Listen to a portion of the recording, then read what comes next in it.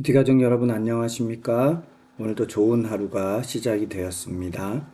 새롭게 선물로 주신 한 날을 말씀으로 시작하는 여러분들을 축복합니다. 오늘의 말씀은 창세기 45장 16절에서 28절입니다. 창세기 45장 16절에서 28절 제가 봉독해 드리겠습니다. 요셉의 형들이 왔다는 소문이 바로의 궁에 들림에 바로와 그의 신하들이 기뻐하고 바로는 요셉에게 이르되 네 형들에게 명령하기를 너희는 이렇게 하여 너희 양식을 싣고 가서 가나안 땅에 이르거든 너희 아버지와 너희 가족을 이끌고 내게로 오라.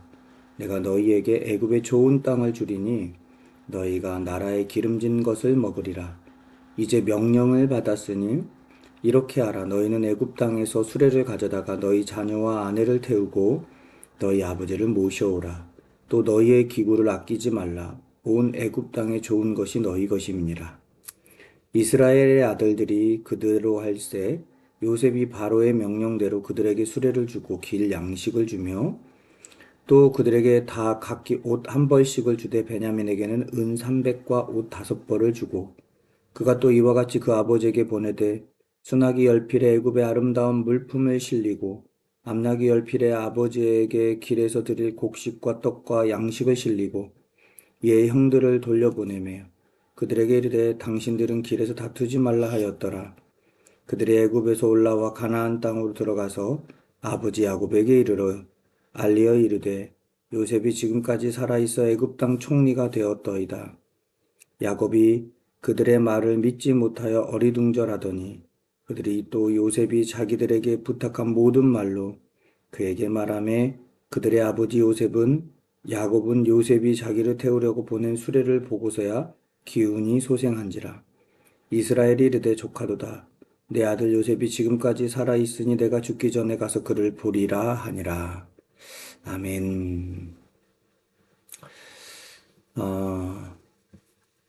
야곱이 잃어버렸던 요셉을 만나는 장면이 오늘 우리가 읽은 본문이죠.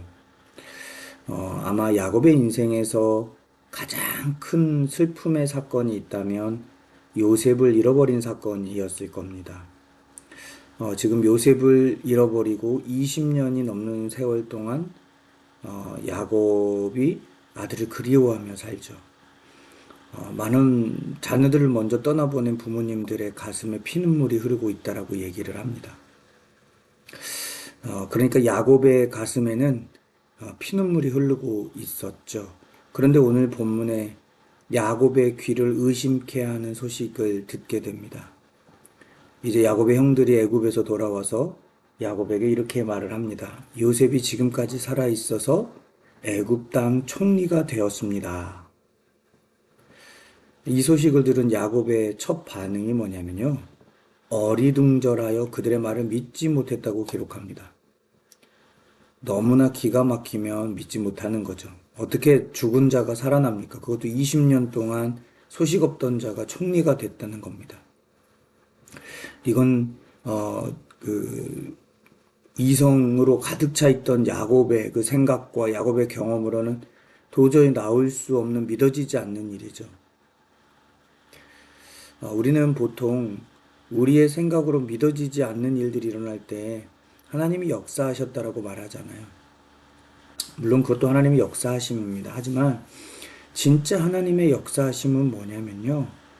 우리가 생각하는 대로 우리 삶이 흘러가는 것이 아니라 하나님의 방법대로 우리 삶이 흘러가는 것, 그것을 볼 수 있는 눈이 있을 때 사실은 우리는 정말 신앙의 신비를 경험하게 됩니다.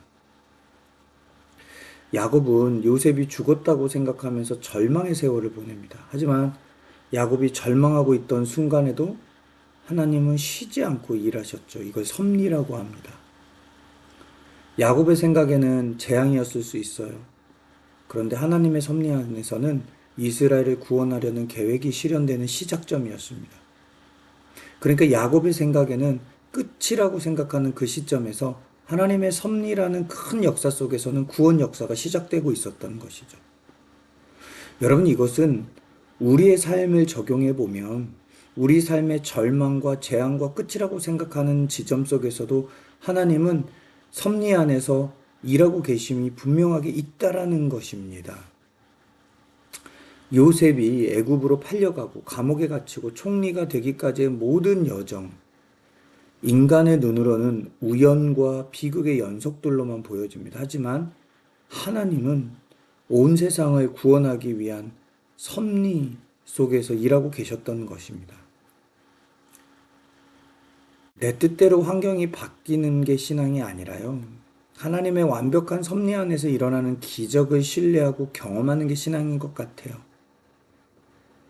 그 섭리를 바라보는 사람은 내 생각의 틀을 깰 수 있고요. 그로 말미암아서 역사하시는 하나님의 일하시는 것을 인정하는 믿음으로 갈 수가 있습니다. 그래서 섭리 신앙을 바라보는 게 굉장히 중요하죠. 야곱은 아들들의 말만 듣고서는 정말 믿지 못했을 겁니다. 어떻게 요셉이 살아납니까?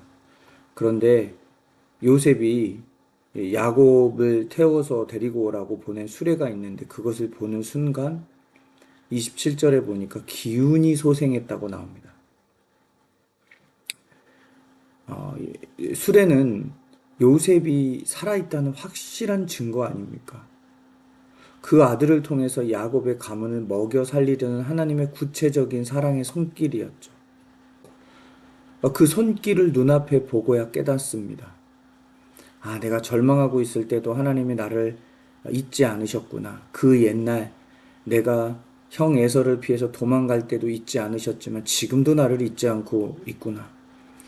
내가 요셉은 끝났다고 생각을 했는데 내 생각이 틀렸구나. 아, 하나님의 섭리는 여전히 내 삶을 붙잡고 있구나. 아마 이것을 깨달았을 겁니다. 그것을 깨달은 야곱이 28절에 이렇게 얘기해요. 조카도다. 내 아들 요셉이 지금까지 살아있으니 내가 죽기 전에 가서 그를 보리라 하니라.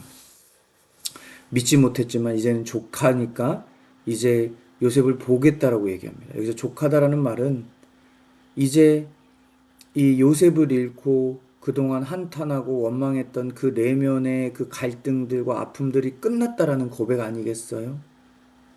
하나님의 섭리를 깨닫고 보는 순간, 한순간 오랜 기간 동안 고통과 절망과 원망에 사로잡혔던 것들이 녹아내려 버린 겁니다. 여러분, 우리의 생각과 하나님의 생각은 정말 다른 것 같아요. 여러분, 우리의 생각으로는 하나님이 일하지 않는 것 같을 때 분명히 있을 겁니다. 오늘 하루의 삶에서도 그런 느낌이 있을 겁니다. 그러나 여전히 하나님의 섭리는 우리 삶을 붙잡고 계세요. 하나님 세상을 창조하시고 그냥 내버려 두는 게 아니라 하나님의 섭리로 하나님께서 우리의 삶에 관여하고 계시다라는 것, 그걸 볼 수 있는 믿음의 눈이 저와 여러분에게 있기를 소망합니다. 그 주님을 바라보며 살아갈 때 오늘 하루가 좋은 일이 있어도 즐거운 일이 있어도 슬픈 일이 있고 힘든 일이 있어도 결국에는 하나님의 손길을 기대하며 살아가게 되는 은혜의 날들이 될 겁니다. 그런 날이 되기를 축복합니다. 기도하겠습니다. 하나님 아버지, 오늘도 우리를 섭리로 다스려 주시고 좋은 일이 있으나 안 좋은 일이 있으나 하나님의 계획 속에서 좋은 결론이 날 것을 믿고 신뢰하는 우리가 되게 하옵소서. 예수님 이름으로 기도드렸습니다. 아멘. 오늘 또 말씀으로 승리하실 여러분들을 사랑하고 축복합니다. 감사합니다.